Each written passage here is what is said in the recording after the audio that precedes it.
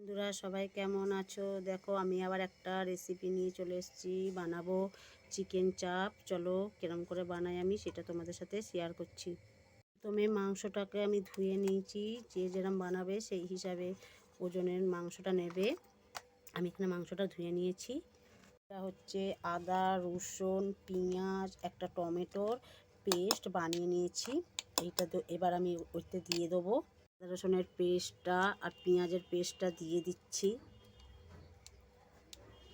তার রসুন টমেটো পেস্টটা দিয়ে দিয়েছি, পেঁয়াজের দিয়ে এবার একটু ভালো করে এটাকে মাখিয়ে নেবো। এবার দিয়ে দিচ্ছি, এইটা হচ্ছে কাজু বাদাম, চালমগজ আর পোস্ত বাটা, এটাকেও দিয়ে দিলাম। দিয়ে আবারও একটু ভালো করে মিক্সড করে নেবো। পরে দিয়ে দিচ্ছি টক দই।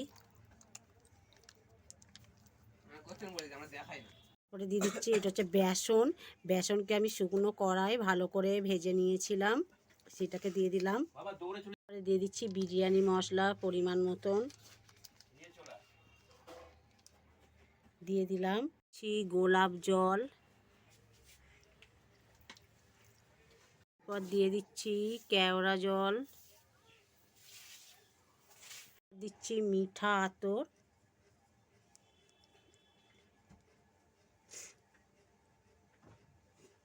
পর দিচ্ছি নুন স্বাদ মতন, পরে আবার লাগলে দেব।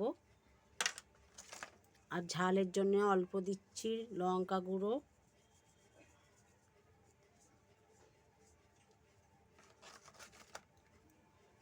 আমি এইগুলোকে সব একসাথে ভালো করে মিক্সড করব। এটা গুঁড়ো দুধ দিচ্ছি, ঘি দিয়ে আবারও এটাকে সুন্দর করে মিশিয়ে নেব। সব উপকরণগুলো দিয়ে আমি ভালো করে এটাকে ম্যারিনেট করে নিয়েছি। এটাকে এখন 4-5 ঘন্টা রেখে দিতে হবে। আমি দেখি কতক্ষণ রাখতে পারি। এখন আপাতত এটা আমি ম্যারিনেট করে রাখছি। কড়া বসিয়ে দিয়েছি, দিয়ে তেলটাকে ভালো করে গরম করে নিয়েছি। এর মধ্যে এবার মাংসগুলোকে তুলে দেব। ম্যারিনেট করে রেখেছিলাম, আমি বেশিক্ষণ করতে পারিনি, ঘন্টাখানিক রেখেছিলাম। তোমরা যতটা পারবে 2-3-4 ঘন্টা রাখলে খুব ভালো হয়।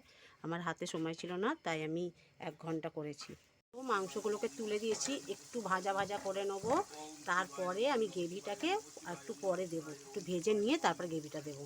তো একটু ভাজা ভাজা করে নিয়েছি, এবার আমি যে গ্রেভিটা ছিল মাংসর ম্যারিনেটের সেটা দিয়ে দেবো। গ্রেভিটা দিয়ে দিয়েছি, আর ওই যে গ্রেভিটায় মাংসটা ছিল যে পাত্রটার মধ্যে, তারই একটু জল দিয়ে দিয়েছি ধুয়ে।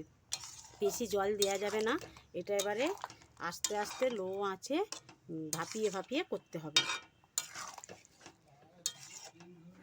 ঢাকা দিয়ে দিচ্ছি, ঢাকা দিয়ে ভাপে ভাপে করতে হবে।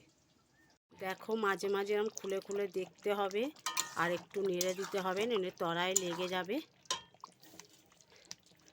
আমি মাঝে 2বার খুলেছিলাম, তারপরে একটু বেরেস্তা ভেজে রেখেছিলাম, ওইটা সামান্য একটু দিয়ে দিচ্ছি। এটা অপশনাল, দিতেও পারো নাও পারো, আমার ভালো লাগে তাই দিই।